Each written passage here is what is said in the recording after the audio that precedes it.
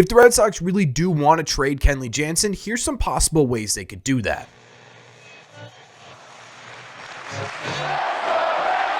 What is going on, everybody? Welcome back to Red Seat Radio. My name is Corbin. With the Super Bowl officially over, that means one thing. It is baseball season, baby. With the Red Sox report to spring training in just a couple of days. Well, at least pitchers and catchers do, but still, we're getting some baseball this week. And for the Red Sox, what this means is it's time to start really polishing up this roster. I still believe that there are going to be a couple of moves made over the next few days in order to really get this roster going. And one of the things that's been mentioned a lot is a trade of Kenley Jansen. While I don't agree with the idea that the Red Sox need to shed salary to acquire anybody, especially trading away a Hall of Fame closer when you had that 2022 season, it looks like this might be a path the Red Sox go down. So what we're going to do in today's video is we're going to take a look at 3 possible trade ideas for Kenley Jansen, what they could look like, what the Red Sox could possibly get back for someone like Kenley, and how this could impact both the 2024 season and the future of the Boston Red Sox. But before we get into that, we are on the road to 10,000 subscribers.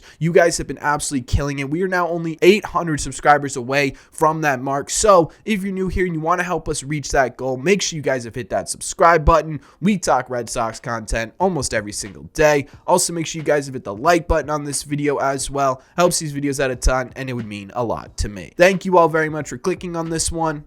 Let's get into it.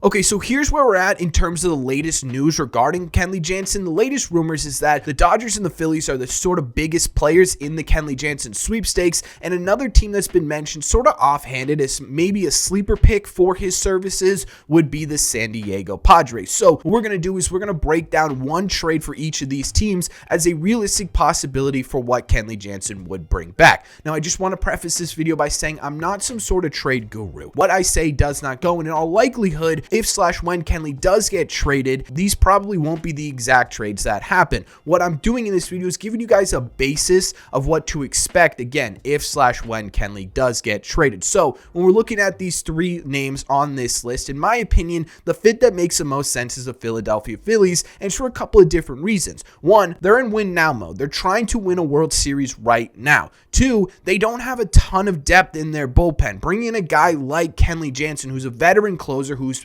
performed in the postseason, and who could come in and be a definitive closer for the Philadelphia Phillies, could be absolutely huge. On top of that, they haven't really had any big moves this offseason. They haven't really done anything crazy. This could really help solidify this roster. So what a trade could possibly look like would be Kenley Jansen and $6 million going over to the Philadelphia Phillies in exchange for pitching prospect Alex McFarlane. Alex is a young pitching prospect who struggled a bit statistically last year in A-ball with a 5.72 ERA in 16 starts. He did have a bit of a lower FIP though, almost a whole run lower at 4.78. He had a high walks per 9 at 6.79, but he still had a 12.34 K per 9. So while the surface statistics don't look fantastic, there are some good things to pull out of this. He also has some really decent stuff. His fastball sits around 98 miles an hour with both a sinker and a four seam. He has a high 80s slider that many scouts consider to be a plus offering that could be a really decent put-out pitch in the future,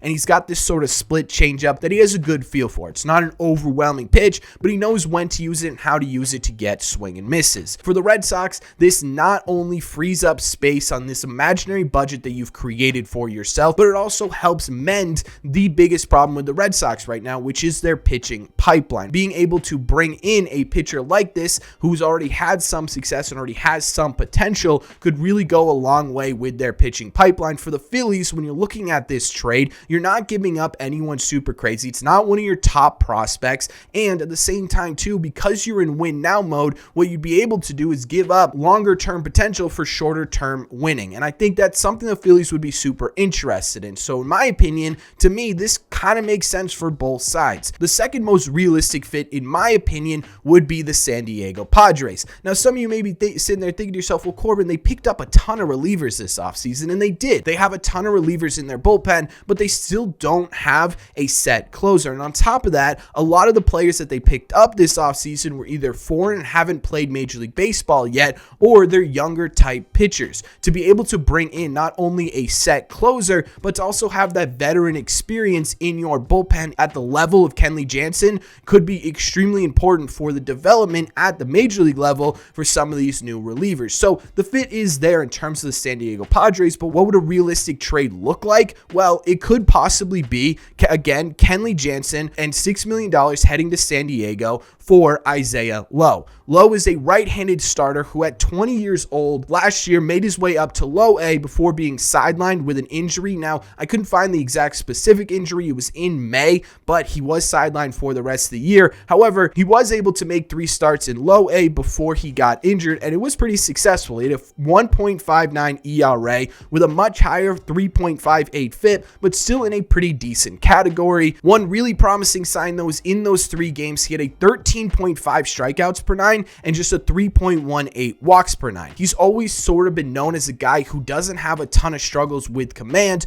and he proved that in a short stint in low A last year. In terms of his potential, he's got a mid-90s fastball that works well at the top of the zone, a slider that scouts profile is above average, that he gets a pretty decent amount of swing and miss on, a changeup that is fine for now and could end up improving as he gets older. And again, like we talked about with the Phillies, this is sort of one of those lottery type pitchers. This is going to be a guy who has a higher ceiling but also a lower floor. From a Red Sox point of view, it's extremely similar as to what they could be getting in return. They would get the financial flexibility that they put on themselves, and they would get a pitcher that could help mend this pitching pipeline. There is one concern with Lowe, though, and that is that scouts are concerned that his frame may have maxed out. He's 6'1", 220 right now, and they don't know if he's going to be able to build on that as he gets closer to Major League level. So maybe that's something the Red Sox are okay with. In terms of the Padres, again, it doesn't make as much sense as the Phillies, but for the Padres, you'd be able to deal from an area of depth. They have a ton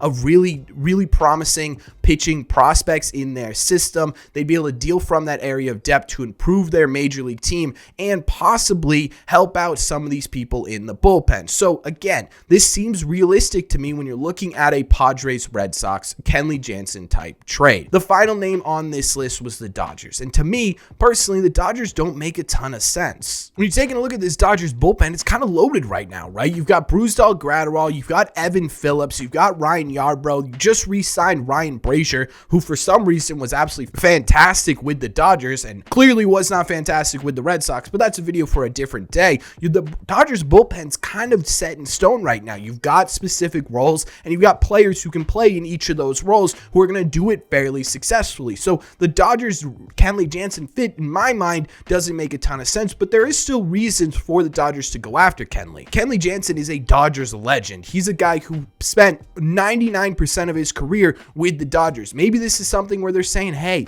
Kenley doesn't have a lot of time left. This might be his last season in Major League Baseball. It'd probably be pretty cool if he retired in a Dodgers uniform. We could use him to close out 1 every 3 games or maybe split time with Evan Phillips or something like that in order to get him back here. He's also probably pretty valuable in the clubhouse and with this young pitching staff as well. Someone who has experience to go along with Clayton Kershaw at sort of the highest level. He's on a Hall of Fame track type pitcher who's going to be able to come in here and tell these guys, hey, this is what it's like to win in a Dodgers uniform. This is what it's like to perform in a Dodgers uniform under the spotlight of a Dodgers uniform. There's a lot of experience that could be gained from Kenley Jansen, and maybe that's why they're going after him. Now, in my opinion, I don't see them like pushing super hard for Kenley. Maybe if the right fit's there, they'll be able to get it done. So maybe a realistic trade situation would, once again, we're going to keep the same. Kenley Jansen, $6 million headed over to LA, but this time we're going to be getting back a left-handed starting pitching prospect by the name of Justin Warbleski. Justin pitched mainly in high A last year, and he was pretty good. He had a 2.80 ERA in 23 starts, but a bit higher of a 3.22 FIP, still in that same ballpark as his ERA